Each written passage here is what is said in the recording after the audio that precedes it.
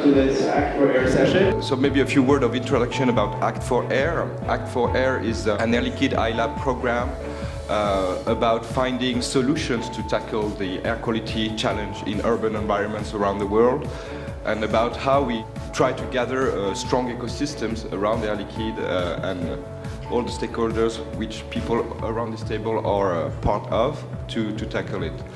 The very first thing is, of course, to raise awareness of people. I think the awareness is quite high in China because it's right in front of your face literally every day when you go out. When you're in a city like Lyon, like today, maybe you're not very aware that potentially the air that is outside is polluted and not very healthy to breathe. The air pollution problem is one of the biggest challenges humanity is facing now, and you can see it very clearly with the numbers. Every year, more than 5.5 million people die because of outdoor air pollution, and another 2.5 because of indoor air pollution. The cost of it to governments, municipalities is huge.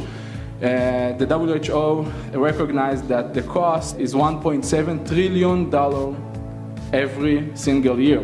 And so sometimes I joke around that communism is a good thing because top-down planning for these kind of massive challenges needs to come from the government. We've got in Lyon two main plans to tackle this challenge of air pollution. Governmental one, which is the Atmosphere Protection Plan, and a city one, which is the Breathable City Plan. You cannot improve something you cannot measure.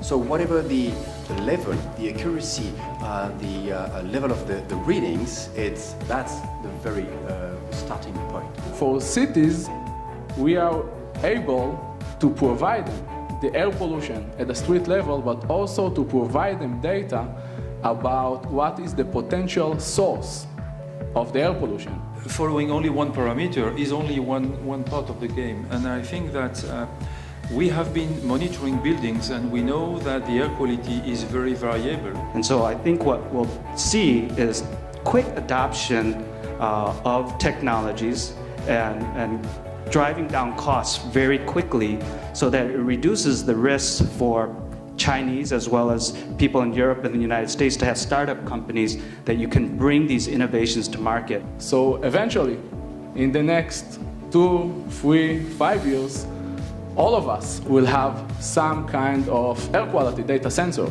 We make an analogy with water. I mean, 100 years ago, probably not so many people would have been ready to buy water in a bottle. We think at Air Liquide that we are in this process for the air, because in some part of the world the air is so polluted that there is a need that is arising now to have some ecosystem stakeholders that take care of the air for everyone.